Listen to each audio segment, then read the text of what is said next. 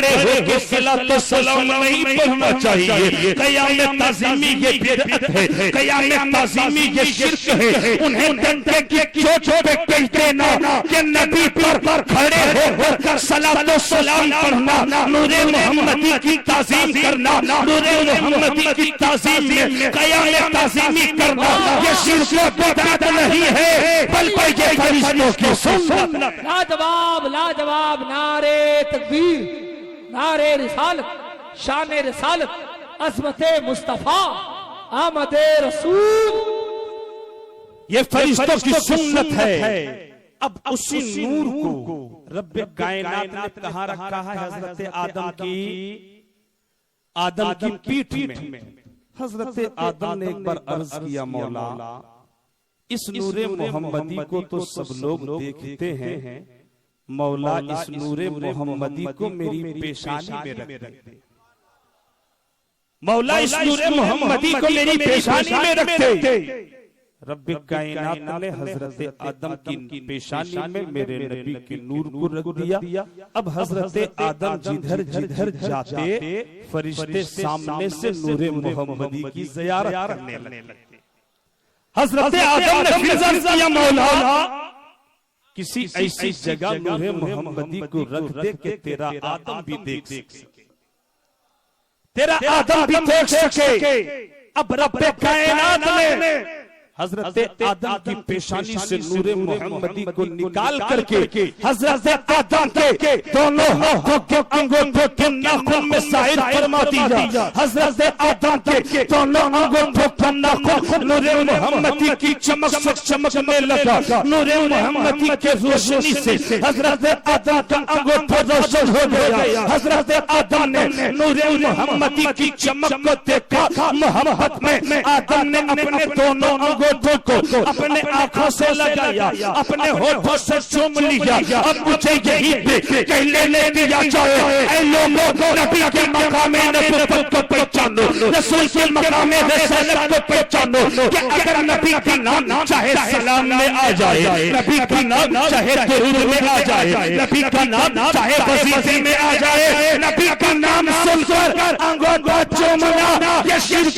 बिदअत नहीं है। हम सबसे हजरत आदम की सुन्नत है, आदम की सुन्नत। लाजवाब लाजवाब, नारे तकबीर, नारे रिसालत, फैजाने आला हजरत सरकार हुजूर मुजाहिदे मिल्लत, फैजाने ताजू शरिया, आमदे रसूल कॉन्फ्रेंस। आप समझ रहे हैं जो मैं बोल रहा हूँ? जरा तो दोनों हाथों को उठाएं ना, बोले ना सुभान अल्लाह, माशाअल्लाह। कुछ देर से बड़ी मेहरबानी होगी, बहुत अच्छा सुन रहे हैं आप। अल्लाह सलाम। मैं आपको जहां लेके जाना चाहता हूं, अभी सिर्फ आपके ज़हन को मैं इधर करने की कोशिश कर रहा हूं, वरना जहां मैं लेके जाऊंगा बड़ी आसानी के साथ नबी की आमद पे बातें कर लूंगा। और जो मुझे वक्त दिया गया है उस वक्त से ना 1 मिनट पीछे ना 1 मिनट आगे, जो वक्त दिया गया है उसी वक्त पे मैं कुर्सी छोड़ दूंगा इंशाअल्लाह। आप लोग घबराइएगा नहीं। ऐसा नहीं कि मैं 5-5 मिनट कह करके घंटा 2-4 घंटा आपका वक्त ले लूंगा, क्योंकि होता ऐसा है नबी साहब,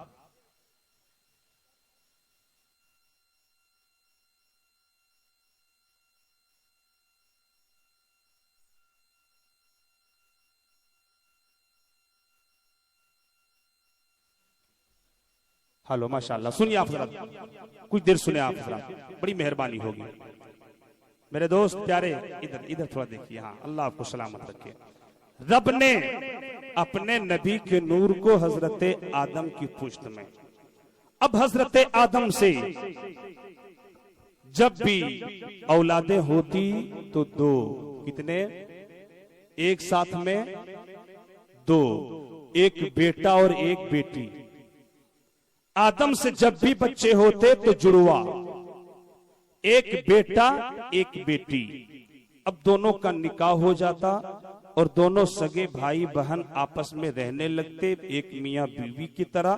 और फिर दोनों इसी तरह से हजरत आदम की नस्ल आबादी, नस्ल इंसानी इस कायनात में फैलने लगी। हजरत आदम से जब भी बच्चा हुए जुड़वा, एक बेटा एक बेटी। लेकिन हजरत शीश को रब ने आदम से पैदा फरमाया तो तने तनहा, बोले सुभान अल्लाह। हजरत शीश को रब ने पैदा किया तो तने तनहा पैदा किया। ऐ मेरे खुदा, हजरत आदम से जब भी औलादें होती थी तो दो, लेकिन तूने जब शीश को पैदा किया जो आदम के बेटे हैं, ऐ मेरे खुदा तूने आदम से हजरत शीश को अकेले क्यों पैदा किया, तने तन्हा क्यों पैदा किया? अगर रब की मशीयत से पूछोगे तो रब की मशीयत पुकार उठेगी, ऐ मेरे बंदे, मैंने आदम से नूरे मोहम्मदी को निकाल कर हजरत शीश की पुष्ट में रख दिया था, और शीश के साथ अगर जुड़वा बच्चा पैदा होता, अगर शीश के साथ कोई और पैदा होता तो वो भी ये कह सकता था कि नूरे मोहम्मदी में सिर्फ शीश का हिस्सा नहीं है बल्कि मेरा भी हिस्सा है। इसलिए रब्बे कायनात ने जब शीश को पैदा किया तो तने तन्हा। अब वही नूर हजरत शीश से मुंतकिल होता हुआ, अगर एक एक पाक सुल्बों की बात करूं, पाक रहमों और पाक माओं की बात करने लगूं तो एक अच्छा खासा वक्त चला जाएगा। इसलिए मुख्तसर तौर पे मैं आपको बताता चलूं कि अब वही नूर हजरत आदम से शीश में मुंतकिल हुआ। शीश से मुंतकिल होते हुए पाक माँ के पाक रहमों से, बाप के पाक सुल्बों से वही नबी का नूर होता हुआ मेरे मुस्तफा के दादा हजरत अब्दुल मुत्तलिब की पेशानी में चमकने लगा। अब नबी का नूर, अब वही नबी का नूर हजरत अब्दुल मुत्तलिब की पेशानी में, हजरत अब्दुल मुत्तलिब का मकाम बढ़ जाता है। अब अब्दुल मुत्तलिब की शान बढ़ गई, अब्दुल मुत्तलिब की अजमत मक्के में बढ़ गई। अब वही अब्दुल मुत्तलिब मेरे मुस्तफा के दादा एक दिन गए खाना-ए काबा का तवाफ करने के लिए।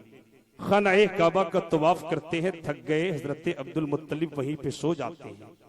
सोने के बाद सोकर जब हजरत अब्दुल मुत्तलिब उठते हैं, मक्के के सरदारों ने देखा था कि अब्दुल मुत्तलिब के सर पे किसी ने तेल भी डाल दिया है, अब्दुल मुत्तलिब की आंखों में किसी ने सुरमा भी लगा दिया है, अब्दुल मुत्तलिब के जिस्म पे एक कीमती लिबास भी डाला हुआ है।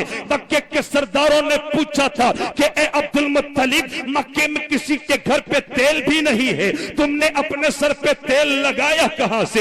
ए अब्दुल मुत्तलिब, किसी के यहाँ सुरमा भी नहीं है, तूने सुरमा लगाया कहां से? ए अब्दुल मुत्तलिब, मक्के के बड़े बड़े सरदार इतना कीमती लिबास नहीं पहन पाते, तुमने ये इतना कीमती लिबास लाया कहां से? तो अब्दुल मुत्तलिब ने कहा था कि लोगों, इसमें अब्दुल मुत्तलिब का कोई